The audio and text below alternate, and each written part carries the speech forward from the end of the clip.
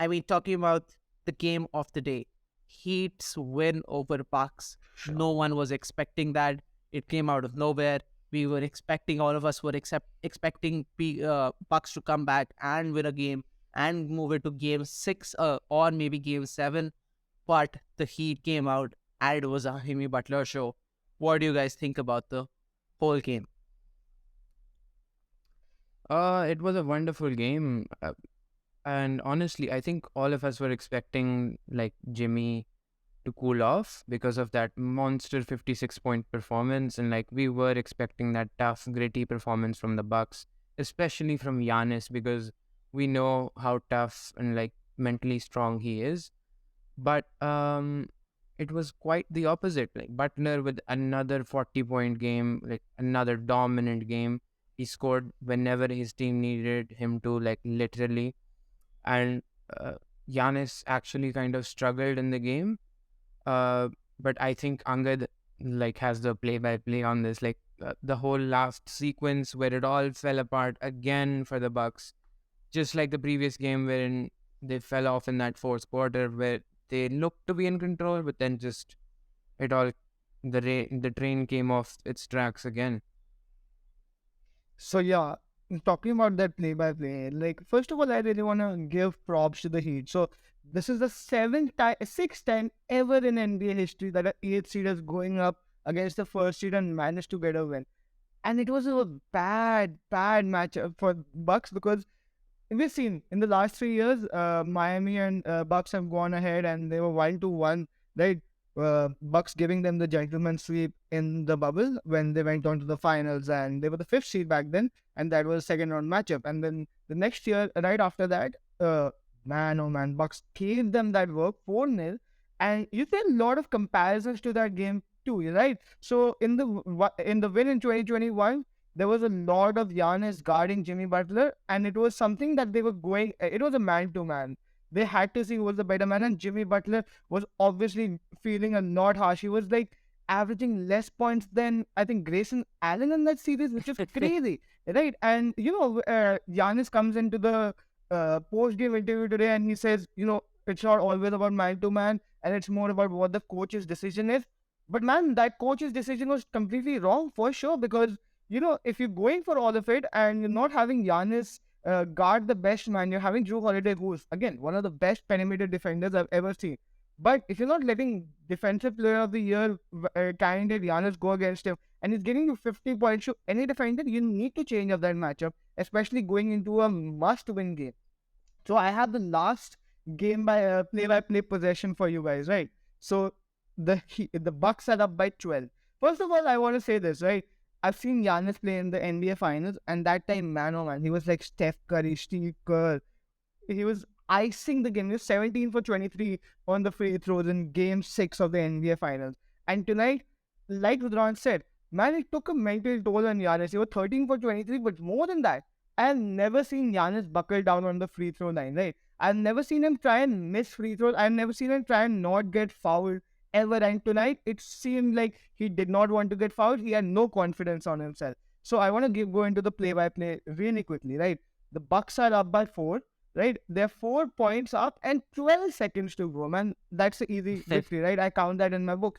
Gabe Vincent dribbles the ball up, pull up 3, cut it down to 1. All right. Now, it's the inbound, right? They get the timeout. They inbound the ball in, and they can't inbound it properly because Giannis is afraid to get fouled and not really confident on himself to knock down the free throws, right? And it tips off to, I think, Middleton and Lowry, and Lowry is called for the foul. They have that coach's challenge, get the coach's challenge in, and it is a successful challenge. No foul called on Lowry, and they get a jump ball in the middle of the court. Get the jump ball back. Giannis gets the ball again, doesn't want to be fouled, throws it almost out of bounds. Middleton saves it. 2 free throws for Drew Holiday, misses one. Butler, and now the Heat have like 2.5 seconds left, right? And this is again apparently in the post-game interview, Spoelstra had someone else with the game-winning shot, but Butler said, "Then I am the man. Give it to me. I want this shot, right?" And which is crazy, and it sends chills down my spine, right? 2 seconds left, inbound the ball to a Butler in the paint with no Brook Lopez, which made no sense at all, right? 0.5 seconds left, and Butler gets the layup, and it's a tie game, and we go into overtime. And man, oh man, I mean, in regards, you and I were talking about how like Coach Bud got out coached like hell by Eric Spoelstra once again, and it was crazy, right? I think you agree with this statement too. Yeah, I mean, partially. I think I was of that stance as well that Brook Lopez should have been in the game to protect the rim. But on the other hand, there is another argument for Brook Lopez to be not in the game, because if Brook is in the game and they give up a three, they don't even go to overtime. Damn, So that's true. would you give up a three for a two, or would you end up in a less worse situation where you might just have a chance to win an OT? But then again, it wasn't just the one play that they lost that game. I think it was a complete lack of offense in the fourth quarter. They had uh, zero field goals up till I think that Drew Holiday three at like the 7 minute mark or something like that. And then they had a total of like 8 points in the whole quarter, which you cannot do to close out a team in like a 3-1 deficit. And like you said, Giannis buckled in a big moment, and he was looking, it was looking like he was handling like a hot potato, or like it was like the ball was on fire or something. He was just avoiding it like the plague. And I think he almost caused like two massive turnovers, which ended up in Miami tying with that point five. By the way, that was a Hail Mary play. And like, what a finish by, he might have even gotten off with that a little bit of a chicken wing, that push off thing. Right. But I mean, they didn't call it, so they didn't call it, right? By the And way, NBA has confirmed that it was a foul on wow, Pat Connaughton. on Pat So Connaughton, wow, okay. So basically, it could have been an and one and And no one, and OT. that would have been game. yeah, Wow. Exactly. I I mean, mean, I that still brings can't back get. the argument for having Lopez back in, because if it's an and one, I mean, that's game, right? Sorry, go Exactly. ahead, Srijan. I mean, I still can't get over that clutch shot. That shot was beautiful. I mean, no one was expecting for him to. And we've been talking this about on the podcast a lot. That the experience in the playoffs matters a lot when you're coming to these clutch situations. I think so. It would if and it's hats off to Jimmy Butler, who said that I will take the things in my own hand. They take this team home. I mean, and he did not want to get that extra point. He wanted to force it to OT. I mean, that game IQ in that particular situation is something that we have to really give credits to. I mean, he could have gone on the perimeter, given the three, and tried to be greedy and probably lost the whole game. But I think so. He went That's for like two, the Celtics last year. and yeah, exactly. And like that would have lost them the game. I think so. He was very understanding of the situation. He read the game very well, and that I think so that forced the game to OT. But it was not just the Jimmy Butler show in this game. It was other people contributing as well. We saw Kevin Love with his 3 pointers. Five threes, massive. We saw Bam Adebayo contributing 20 points and Gabe Vincent also giving 22 points a night, which is a good indicator for Miami that it's not Jimmy Butler carrying the whole game. I mean, yes, he did score the OT pusher. Yes, he was the highest scorer on the team. But other people have also stepped up to take some weight off his shoulder. The best part is that they've closed the game in five. They'll have some time to rest and relax, and then come back and fight the next team. And the best part is that they have Knicks on the other side. I mean, in my opinion, I think so. The Heat is going to take the next matchup as well. Yeah. And considering how they've been playing, I mean, if it was some other team properly, I think so they're going to the conference finals for sure, in my opinion. Especially with that Randall injury, I think you would Yeah. have to favor Yeah, Miami. yeah. And Julius I Randle think getting a sprained ankle and not coming back in the game. I think so. He was on the bench the whole later game. Have you gotten confirmation on that whether he's out for the season or what's up? Not yet. I don't think it's a season-ending injury, but like, just for some context, the last time he was injured with that same ankle thingy, he was out for like 10 to 15 weeks. no, it was That 2 weeks would in be the regular season. Oh, Now, sorry, 10 to 15 days, my yeah, bad. yeah, 10 to 15 days Yeah, that's what I meant. But 10 to 15 days would be a lot in terms of a playoff series. for sure. Because even if you have like staggered days of matches, he'd probably just miss about all of the series, if not like if he even makes like a good recovery, that'd be like at the earliest game too. So before the fourth game, there's no stagger, so you're not getting day to day. So I think he can probably, if the Game, Knicks are I think able game to three. get away with it, he can probably get to like 4 games and come back. But let's dive into the Knicks later. I want to talk more Yeah, about yeah, the yeah. Heat right now. So guys, I just want to say some of the stats, right? Buck 0 field goals in the last 4 or 5 minutes, right? Mike Budenholzer really relying on Drew Holiday and Chris Middleton. Giannis only getting two types of touches, right? Either it was him in the post or him at the at the 3 point line in the middle of the 3 point line, getting the ball and just like big Giannis go. That was literally, I think, the game plan for Mike Budenholzer. That Giannis is big, Giannis will get to the line or Giannis will hit some shots, and I big mean, to Giannis be fair, have that was working for the most part. He was getting to the line, but the thing was, he was just abysmal from the line on that night. and It more just than that, I wasn't his think night. And I'd like to actually argue that Middleton didn't get enough touches because from for what sure. I saw, Middleton was getting every single foul call. I mean, he wasn't even that hot in that game, but like he got a bump on the 3 point line, and apparently they called it like a shooting foul, and he got like 3 free throws. But Yeah, and for he was sure. making all his free throws, so I think Bud missed out on that as well. He probably should have played more through Middleton than Giannis since he was struggling so poorly, and he was avoiding the ball himself. They should have gone to Middleton, and they had a favorable matchup in Vincent on the floor. I mean, why not let him work in like the post or something?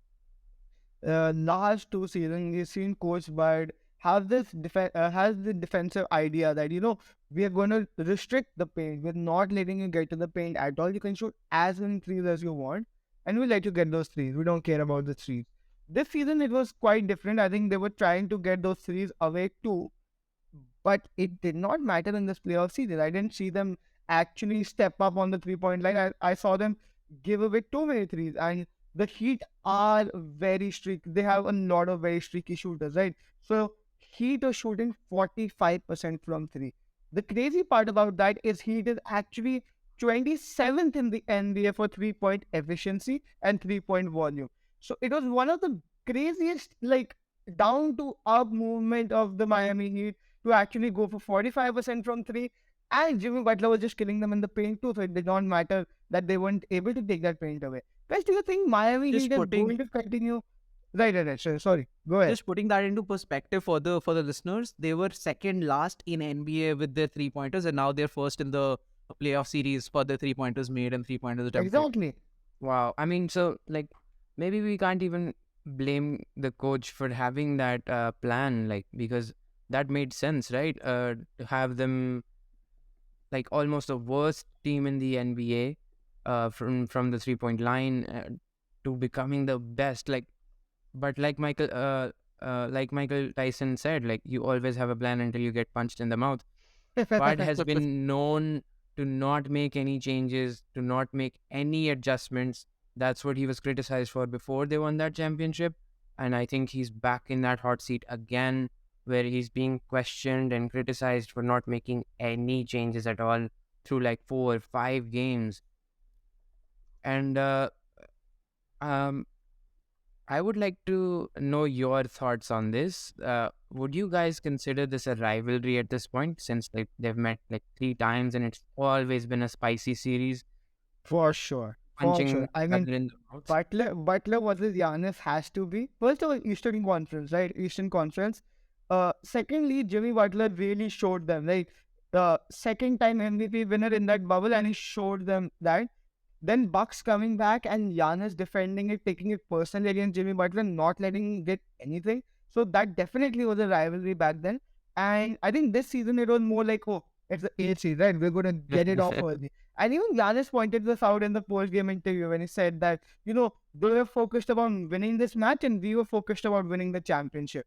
And that was crazy, man. I mean, for sure Jimmy Butler versus Giannis in a rivalry at this point. It's like a LeBron versus Curry on a lower Eastern Conference level, Oh, but for sure. I mean, just quickly to get something off before we transition into the next one. Um, it was it was an amazing game, amazing series, like one of the For sure. best games I've seen this postseason. Even if it was But a five game series, it was really entertaining every match, except for game yeah, two when Bucks just blew by them.